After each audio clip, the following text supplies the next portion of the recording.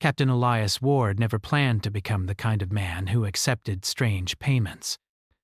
He had once imagined a different life, one filled with clear contracts, honest work, and enough credits to keep his small crew safe. But space had a quiet way of changing plans. Out on the far edges of civilized territory, survival mattered more than pride, and promises were often worth less than broken metal drifting in the dark. His ship, the Driftfall, moved slowly through the crowded salvage docks of Crepri Station. The station hung above a dying orange star, its outer rings patched together from old warships and abandoned cargo hulls. Lights flickered across its surface like tired eyes refusing to close. Traders, scavengers, and fugitives all came here because no one asked too many questions. That was both its strength and its danger. Elias stood on the command deck, watching the docking clamps locked into place. He was human, which already made him unusual in this part of space. Most species avoided the frontier unless they had no other choice.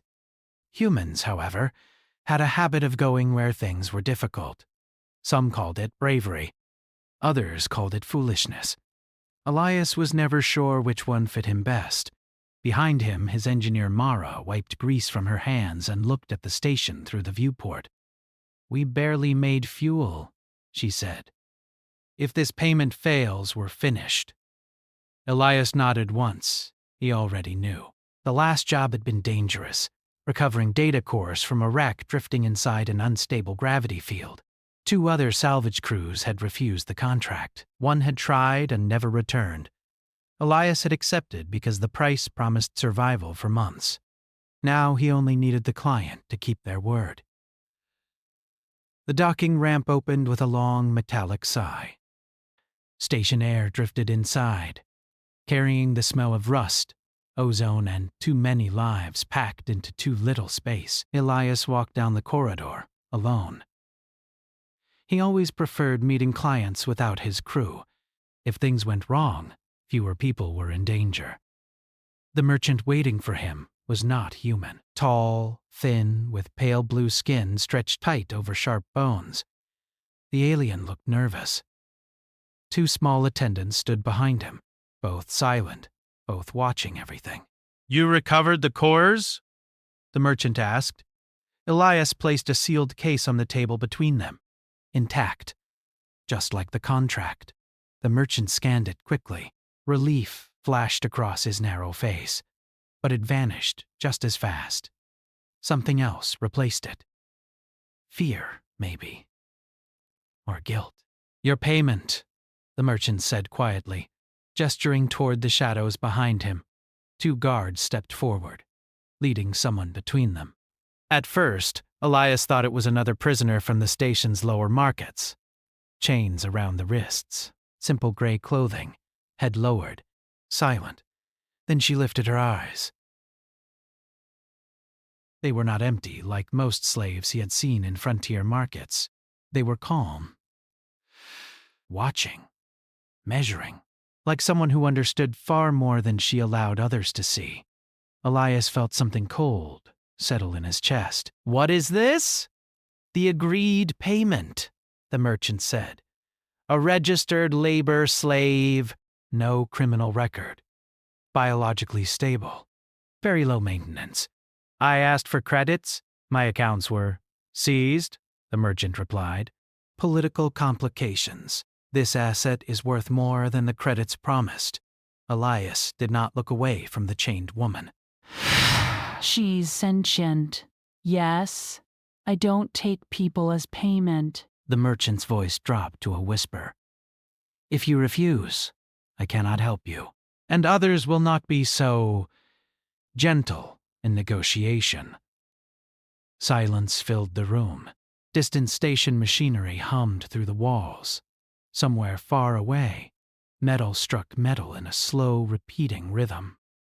Elias knew the truth. Without payment, his crew would run out of fuel, food, and oxygen within weeks. The frontier did not forgive weakness. Still, the idea of accepting a person like cargo felt wrong in a way he could not ignore. He stepped closer to the chained woman. Up close, he noticed details others might miss. The fabric of her clothing was cheap, but perfectly clean. No scars from forced labor. No fear in her breathing. Only patience. "Do you have a name?" he asked softly. For a moment, she said nothing. The guards tightened their grip on the chains. Then, very quietly, she spoke. "Lyra." The sound of her voice was steady, clear, and educated. Not the broken speech of someone raised in chains. Elias straightened slowly. Something about this was wrong. Very wrong. He turned back to the merchant. "Remove the restraints." The guards hesitated. The merchant frowned. "That is not remove them," Elias repeated, calm but firm. After a long pause, the chains unlocked with a soft metallic click. Lyra lowered her hands but did not move otherwise. She simply watched Elias, as if waiting to see what kind of man he truly was. Elias picked up the control tag that marked her as property. The small device glowed faintly in his palm. For a second, the entire future of his crew seemed to balance on that tiny light. Then he crushed it under his boot. The glow vanished. Gasps filled the room. One guard stepped back in shock. The merchant's face turned pale. "You just destroyed legal ownership," the merchant whispered. Elias met his eyes. "No one is cargo on my ship." Lyra's expression did not change. But something quiet shifted behind her eyes. Surprise, maybe. Or the first fragile spark of trust. Elias turned toward the exit. "Come on," he said simply. She followed without a word. They had almost reached the docking corridor when station alarms screamed to life. Red lights flooded the walls. Heavy doors slammed shut across distant hallways. Elias froze. "What now?" A mechanical voice echoed through the station. "Security alert." Unauthorized military vessels entering perimeter.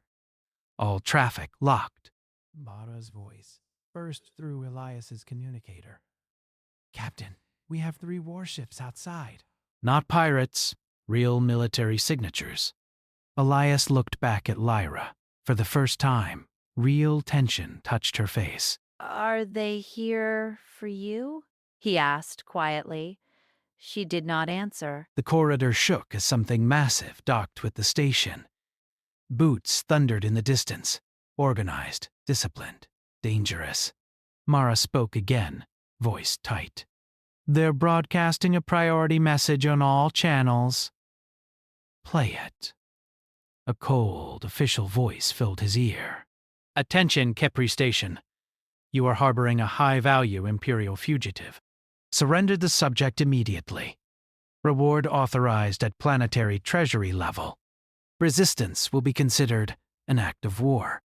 Elias felt the words settle heavily in his mind. Planetary-level reward. No ordinary slave could cause that. Slowly, he turned to Lyra. She met his gaze in silence. In that moment, the truth became unavoidable. He had not accepted a worthless payment. He had just taken custody of someone the galaxy was willing to start a war to reclaim. Distant gunfire echoed through the station. Mara's voice came again, urgent now. "Captain, security teams are moving deck by deck. If they reach the driftfall, we're trapped." Elias looked at the crowded corridors, the sealed blast doors, the growing chaos. Then he looked back at Lyra. "Do you know a way out?" he asked. For the first time since they met, she answered without hesitation. "Yes. Why help me?" Her voice was quiet but certain. "Because you broke the chains when you did not have to." Another explosion shook the station.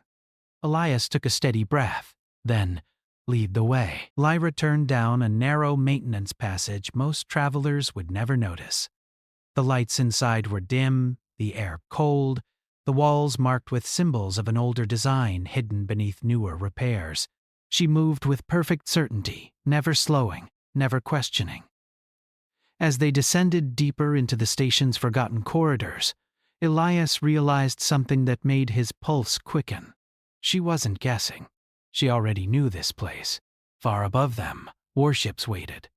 Behind them, soldiers searched. And somewhere ahead in the darkness, the truth about the quiet alien girl was waiting to be discovered. The future of his crew, and maybe far more than that, had just changed forever. And Captain Elias Ward had the sudden, impossible feeling that this was only the beginning. The narrow passage smelled of dust and old metal that had not been touched for many years. Captain Elias Ward followed Lyra through the dim corridor while distant alarms continued to echo across Crepri Station. Each step felt heavier than the last, not because of fear alone, but because of the strange truth forming in his mind. No ordinary person could move through forgotten tunnels with such calm certainty. Behind them, the sounds of boots and shouted orders grew louder, then faded, then returned again as security teams searched every level. The station had always been a maze, but now it felt like a trap, slowly closing. Lyra stopped at a sealed maintenance door covered in faded warning marks. She placed her hand against a small, nearly invisible panel beside the frame. For a moment, nothing happened.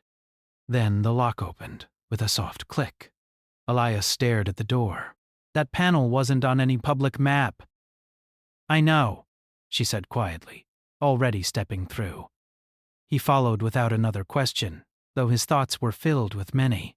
Trust did not come easily to a salvager who lived by reading danger before it arrived, yet something about Lyra felt different from the lies and tricks he had seen across the frontier. She did not beg. She did not threaten. She simply moved forward, as if she had accepted whatever future waited ahead. The new corridor sloped downward toward the lower docking rings. The lights here were completely dead, forcing Elias to switch on the small lamp attached to his wrist. Pale white light spread across old wall symbols written in a language he did not recognize. Lyra noticed him looking. "This section was built before the last station expansion," she said. "Very few records remain." "You talk like you studied the blueprints," Elias replied. "I studied many things." Her answer was simple, but it carried a weight that suggested much more.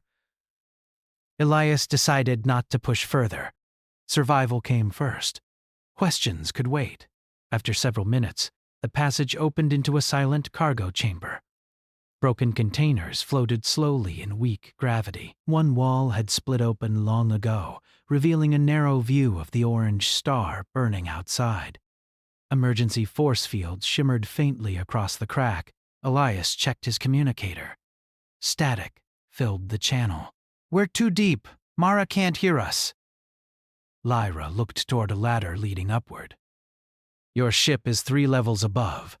There is a secondary lift nearby, but security will guard the main routes."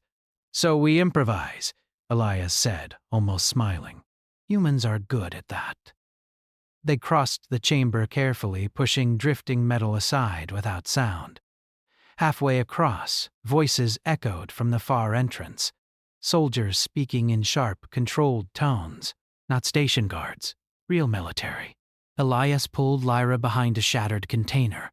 He counted the footsteps. 4, maybe 5. Too many for a direct fight, even if he wanted one. And he did not. Fighting soldiers inside a failing station was a quick way to die.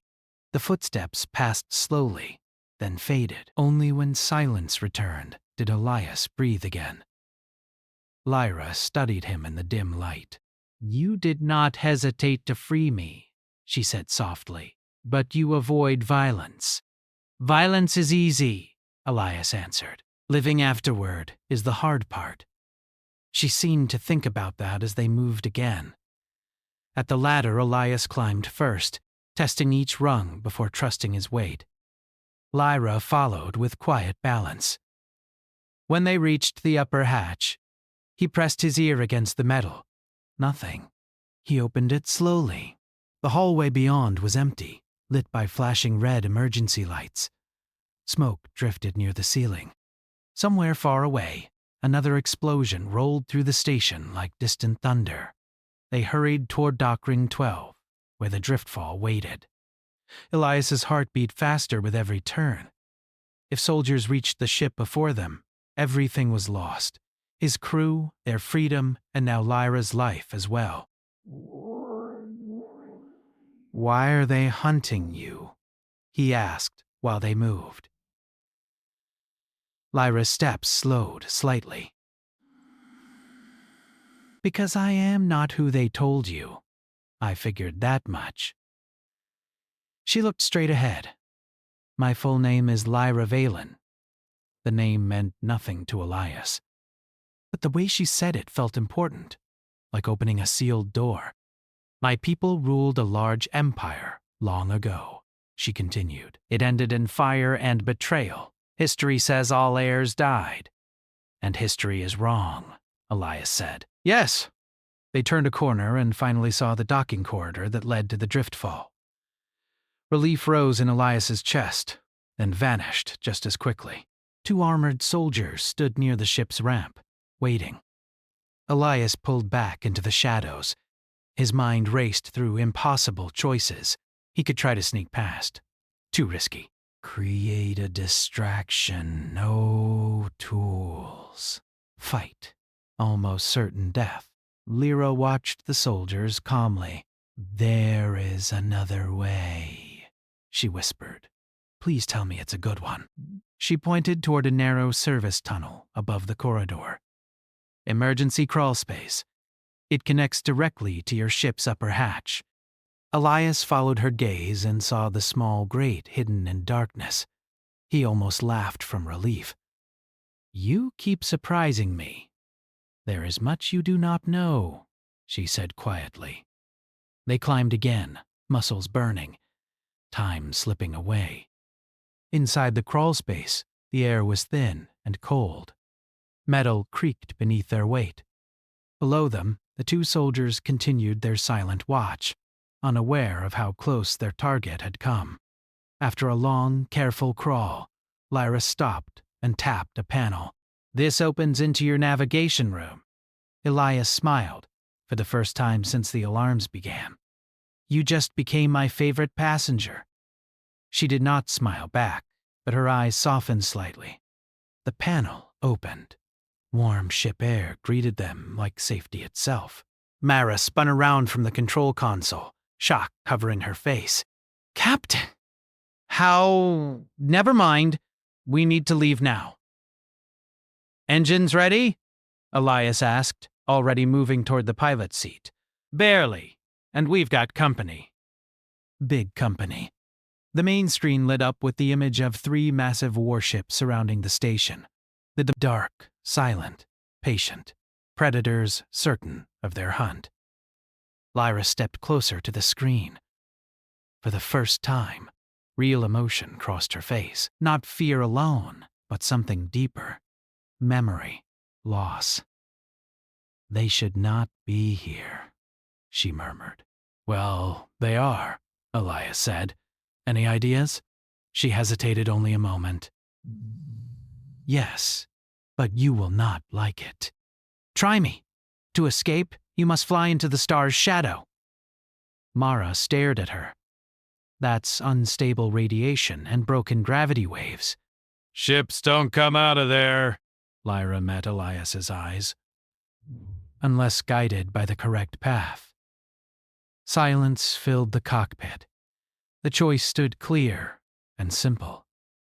Stay and be captured, or trust the mysterious girl who once wore chains. Elias placed his hands on the controls. "I've flown through worse," he said calmly. "Probably," Mara groaned. "That is not comforting." Outside, the warships began to move, slow and certain. Lyra spoke one final time, her voice steady despite everything. "If we survive, I will tell you the truth about the Lost Empire." Elias powered the engines. Light filled the cockpit. The driftfall trembled like a living thing ready to run. "Deal," he said. The ship shot forward, straight toward the burning edge of the dying star, and the unknown future waiting inside its shadow. Far behind them, the warships followed, and the quiet story of a human salvager and a forgotten heir moved one step closer to changing the fate of the galaxy. The driftfall rushed toward the burning edge of the dying star, its engines shaking harder with every second. Outside the cockpit window, orange light stretched across space like a living storm. Waves of heat and radiation twisted the darkness into strange shapes that no safe pilot would ever choose to enter. But Captain Elias Ward had never lived a safe life. Mara held tightly to the console beside him, her knuckles pale. Radiation levels rising fast. Hull stress climbing. This is a terrible plan. Elias kept his eyes forward. I've had worse plans. You say that every time we might explode. Behind them, Lyra stood calm, watching the stars if she were looking at something familiar instead of something deadly. Soft light reflected in her eyes, and for a moment she did not look like a lost prisoner or a frightened fugitive. She looked like someone returning to a place she had seen long ago. Reduce speed by 12%, she said quietly. Angle 3 degrees to the left. Are we really taking flying advice from someone we met an hour ago? Yes, Elias said simply. Then he adjusted the controls exactly as Lyra instructed. The ship's violent shaking eased slightly. Not safe. Never safe, but less impossible than before. Behind them, the 3 warships followed without hesitation.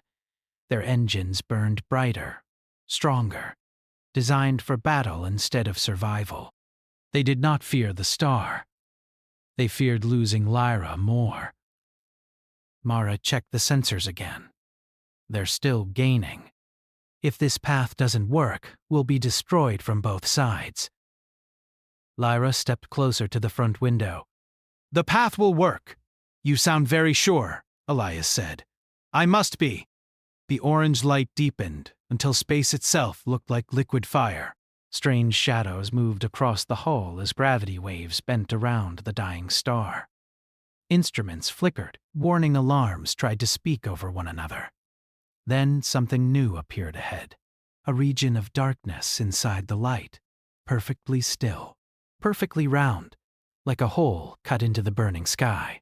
Mara frowned at the readings. That shouldn't exist. I'm detecting almost no radiation inside that zone. Lyra's voice softened. Because it is not natural.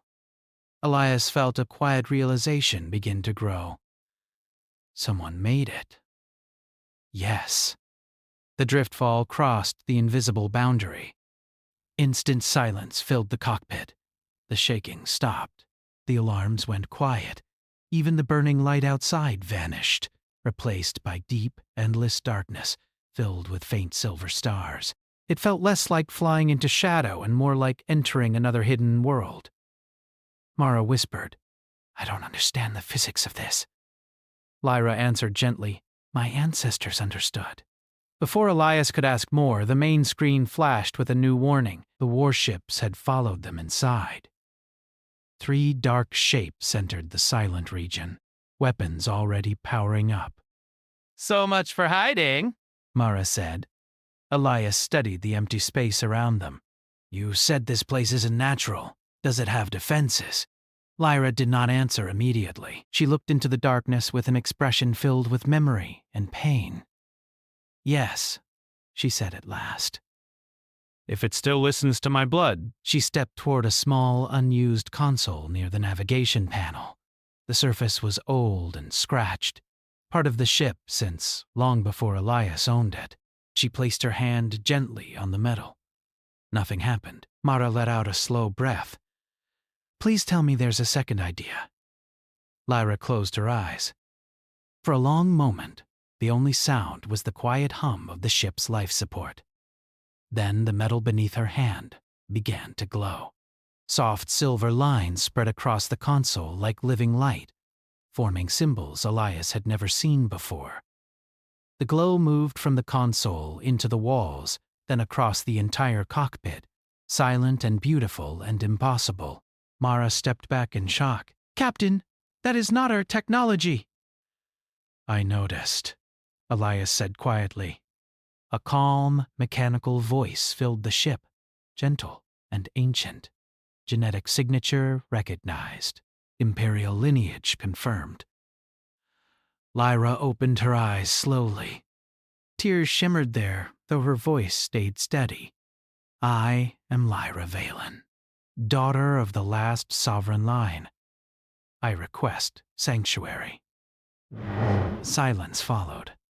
Then the darkness outside the ship began to change. Stars shifted position, forming vast circular patterns. Light gathered in the distance, growing brighter, closer, until shapes became clear. Ships. Thousands of them. An entire silent fleet hidden inside the shadow of a dead star. Mara forgot to breathe. That's a war armada. Elias felt awe press against his chest. Not fear, something larger. History waking up after a very long sleep. The ancient voice spoke again. Sanctuary granted. Threats detected. Far behind them, the three pursuing warships fired bright beams of energy toward the driftfall. They never reached it. Silver light unfolded from the hidden fleet like wings made of stars. The beams vanished before touching the ship, swallowed by quiet power far beyond modern weapons. Mara laughed once, half in disbelief. I think we just found very big friends. Lyra watched the silent fleet with trembling eyes. They waited all this time. For you? Elias asked softly. Yes, the ancient voice continued. Imperial command structure incomplete. Sovereign protector absent. Elias frowned. What does that mean? Before Lyra could answer, new silver light scanned the cockpit. It moved across Mara, then across Elias. The voice changed tone slightly. Unknown species. Human. Behavioral record detected. Acts of protection. Refusal of ownership. Repeated self-risk for non-kin. Elias shifted uncomfortably. I suddenly feel very judged, Mara whispered. Don't offend the ancient god fleet, Captain. The voice spoke again, calm and certain. Human Elias Ward, recognized as provisional sovereign protector. Silence exploded inside the cockpit. Mara's mouth opened, closed, opened again. I'm sorry, what? Elias blinked at the glowing walls. There must be a mistake. Lyra stared at him, shock slowly turning into understanding. The Empire was built on duty, not blood alone, she said quietly. A protector must choose the people, not rule them. The ancient voice confirmed. Recognition stands. Outside, the silent fleet began to move, not in attack, in awakening. Lights spread from ship to ship like sunrise traveling across an ocean of metal. Engines that had slept for centuries began to glow softly. Power returned to something the galaxy believed was gone forever. Far away, the three enemy warships stopped firing. For the first time, they were the ones facing something impossible. Mara whispered, if the rest of the galaxy sees this, they will be afraid, Lyra said. Elias watched the waking fleet, feeling the weight of something he never asked for settling onto his shoulders. I'm just a salvager, he said quietly. Lyra looked at him with calm certainty. You are the one who broke the chains, the ancient voice spoke one final time. Imperial restoration probability rising, awaiting sovereign directive. Every light in the silent fleet seemed to pause. Waiting for a human who never wanted power, waiting for a lost heir who never wanted a throne, waiting for a choice that could change the future of the stars. Elias took a slow breath. For the first time since this journey began, he understood the truth. Escaping the warships had only been the beginning. Now the fate of an empire, and perhaps the entire galaxy, was quietly resting in his hands. And whatever happened next, nothing would ever be simple again.